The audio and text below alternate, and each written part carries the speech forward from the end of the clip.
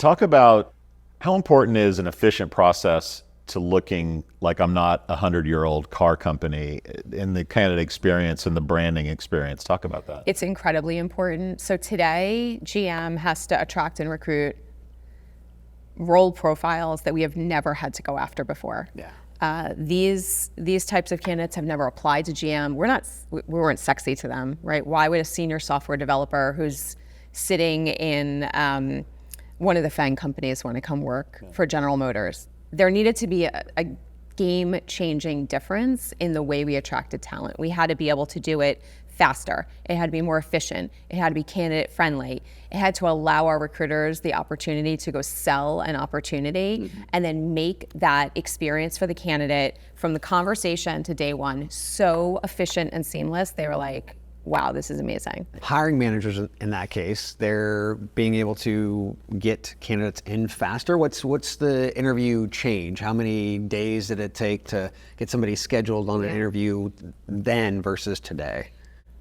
Before we had automation, it took on average about 6 days just to get something on calendar. Wow. Right? Plus whatever, reschedules and whatnot. And we are down to about 16 minutes confirmed on calendar. Wow.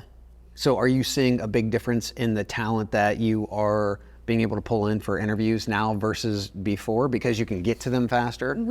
Yes and no, right? Okay. The automation didn't help us attract the talent. Right.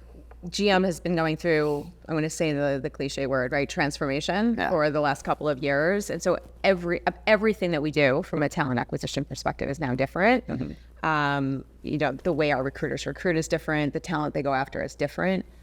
My team is responsible for making sure that those recruiters have a great experience also, and that the tools that they have to use to attract that talent to the organization are super easy to use, right? They don't want to be in like 12 different systems. They want to be in one place. They want to know that when they move a candidate to a status, it's done, and they don't have to go back and go, oh wait, did that actually get scheduled? Because this is a really hot candidate that I got to get in the door. And so that's really what my team focuses on, is how do we make the recruiter's job so efficient so that they can do their job? The narrative of HR having a seat at the table is a popular one.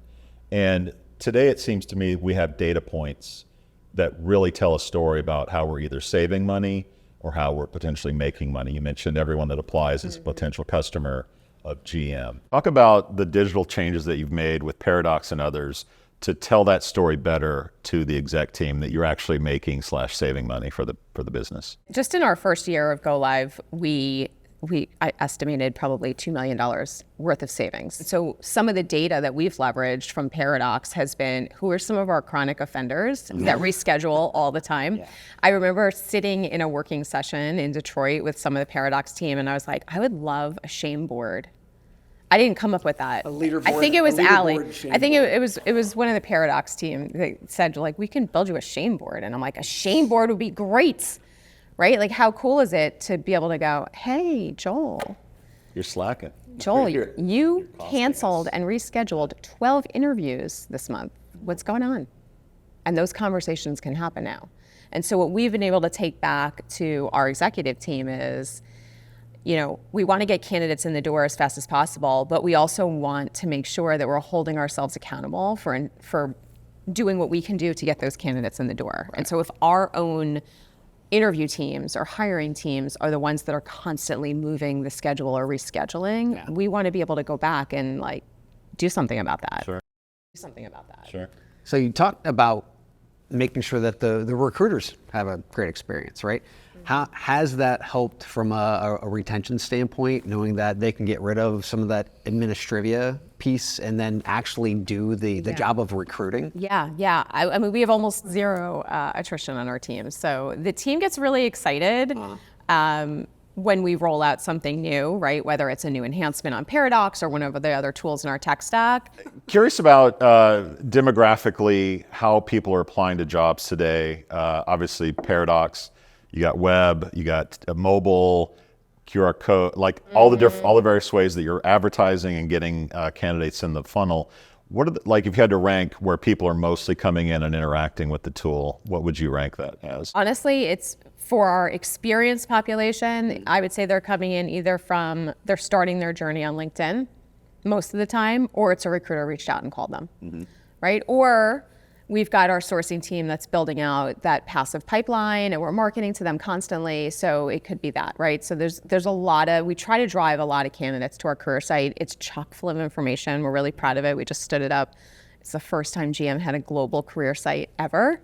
Wow. And it launched in 2022. So super exciting to have that. And we really, really try to drive candidates to that space.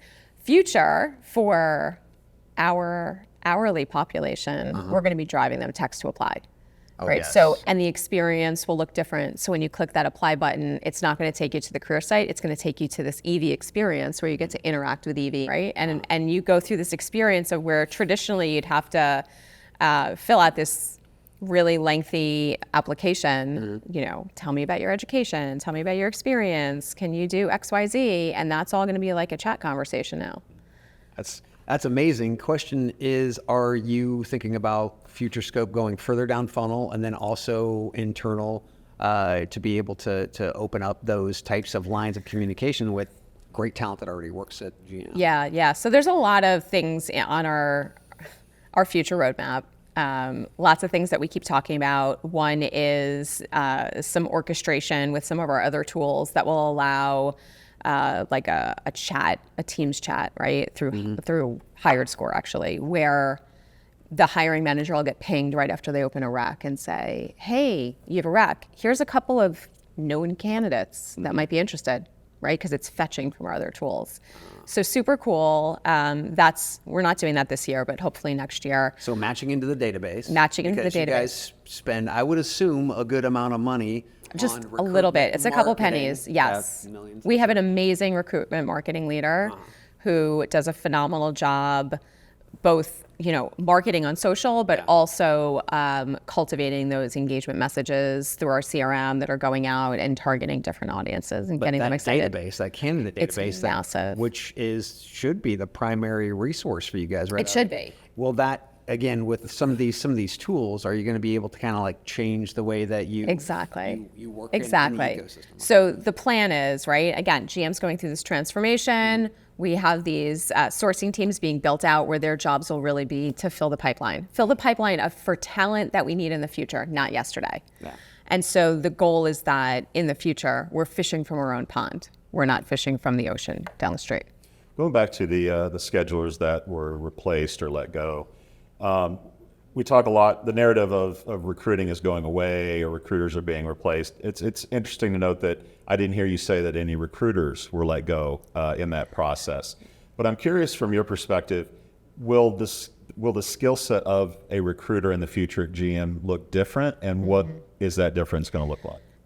Absolutely will look different. Historically, our recruiters, and they're fantastic, but their job was primarily posting and praying. I mean, that's what it was for a really long time. What it will be tomorrow and how it's starting to transform is we've added a significant number of recruiters that come with very specific technical recruiting experience from some big name competitors that I will not name.